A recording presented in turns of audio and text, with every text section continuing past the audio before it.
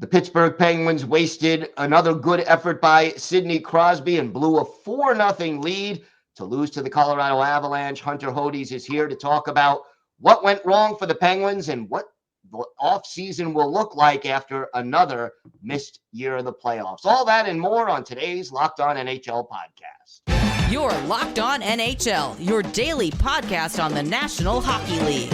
Part of the Locked On Podcast Network, your team every day.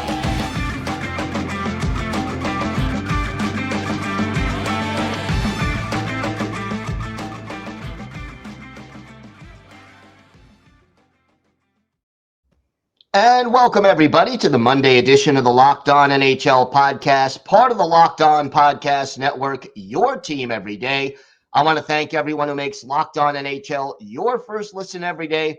Don't forget to subscribe on YouTube or wherever you get your podcasts so you can get new episodes as soon as they drop. Today's episode is brought to you by Game Time. Download the Game Time app, create an account, and use code LOCKEDON for $20 off your first purchase.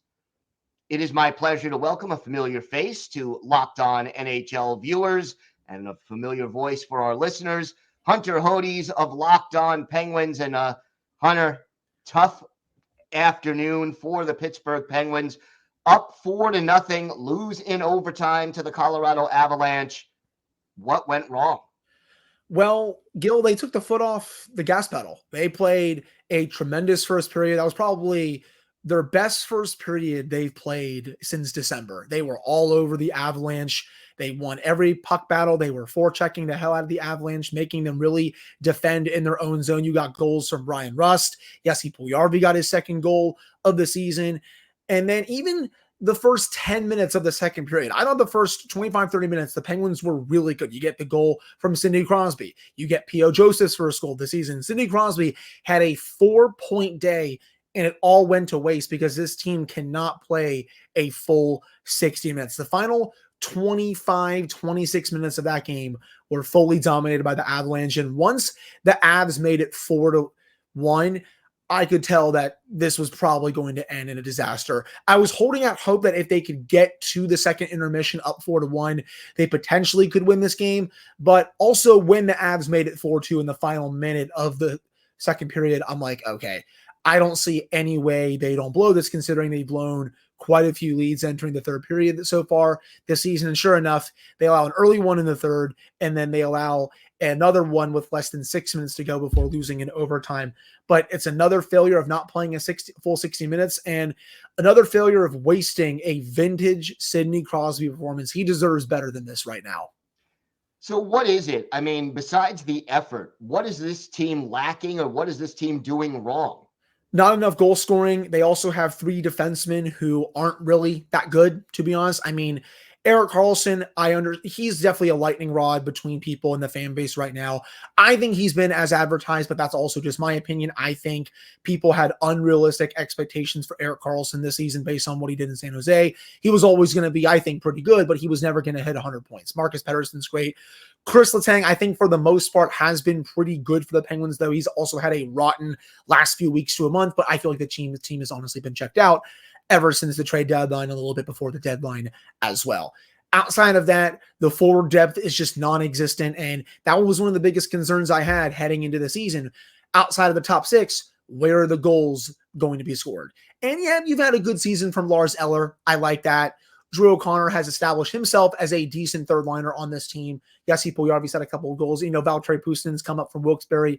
He's not been bad, but outside of that, you have guys like Noah Chari, who don't really bring that much offensively. Matt Nieto, who's been hurt all year. Jansen Harkins wasn't really doing much for me either.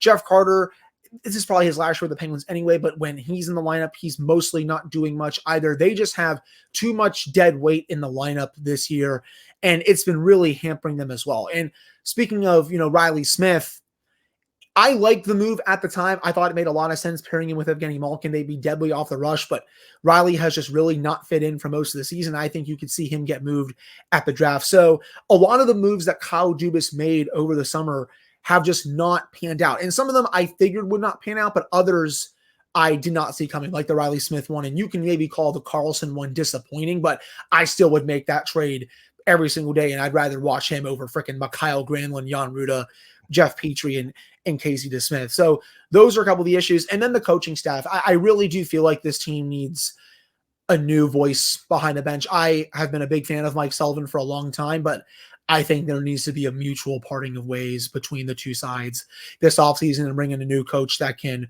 establish his own voice and just get this team playing, a little bit differently for next season. Other than the coach possibly being changed, I mean, this will be back-to-back seasons without the playoffs. What other changes do you anticipate? Because say what you want about Kyle Dubas, he doesn't stand pat. No, he's going to be very active this summer. And he's even made it known that, he wants to get younger around the core. People keep talking about, this rebuild stuff, this rebuild thing.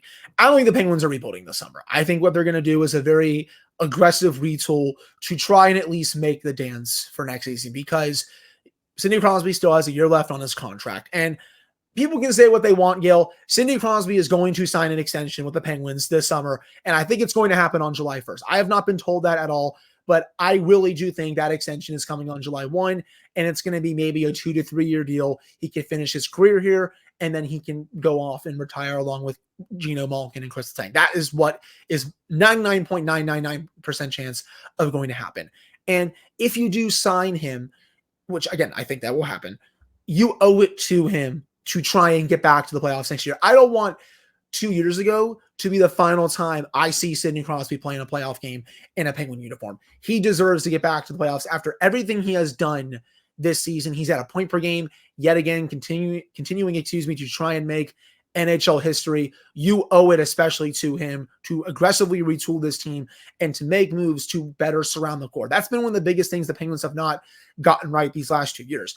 The core, sure, Evgeny Malkin's declined a little bit. I don't think he's cooked. You can say the same about Chris Letang. You bring in Erik Karlsson, but they are not the main problems on this team. It's the supporting cast around them that has been bungled time and time again by 3 different management regimes, and that has to improve this summer if this team has any chance of getting back to the playoffs. I don't think they're a bona fide contender anymore. I don't expect that to happen, but the goal for next season, in my opinion, should be getting back to the playoffs.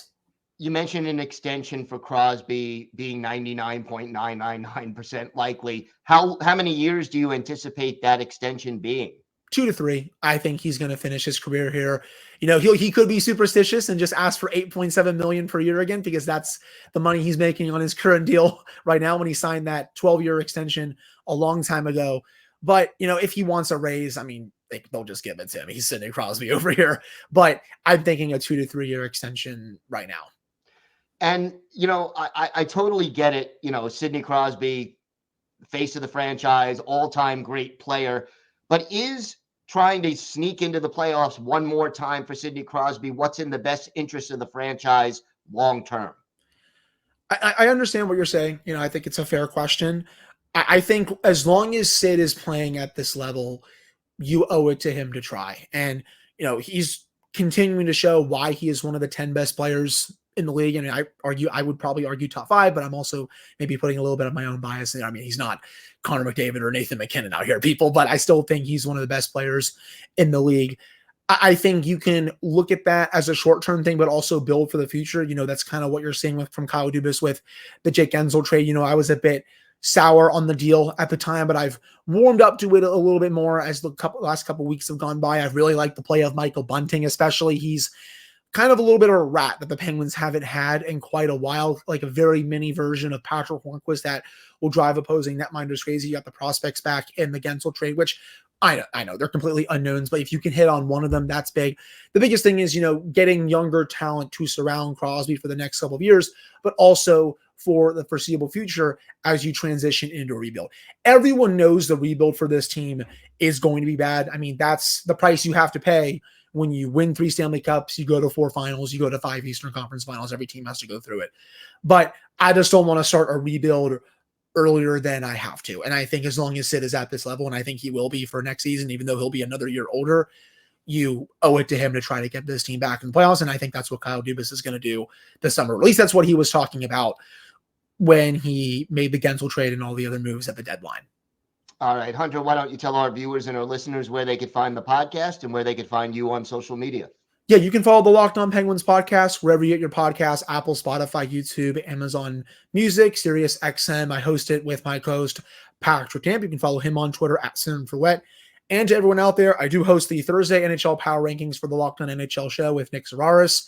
A lot of fun, so check that out on Thursdays. And of course, you can follow me on Twitter at Hunter Hodies. Hunter, thanks so much. Of course, thank you.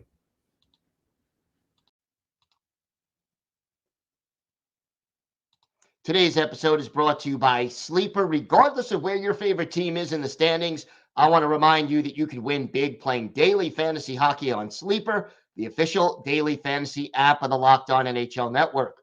Sleeper is our number one choice for daily fantasy sports and especially daily fantasy hockey, because with Sleeper, you can win 100 times your cash in daily fantasy hockey contests. All you have to do is pick whether studs like McDavid, Ovechkin, or McKinnon will record more or less than their sleeper projections for things like goals, assists, saves, plus, minus, and more in a given game. To win a 100 times bet on Sleeper, you need to correctly predict the outcome of 8-player stacks. You heard me, hockey fans. You can win 100 times your money playing daily fantasy hockey with Sleeper. Use promo code LOCKEDONNHL. You'll get up to a $100 match on your first deposit. Terms and conditions apply. Again, that's code LOCKEDONNHL. See Sleeper's terms of use for details and locational availability.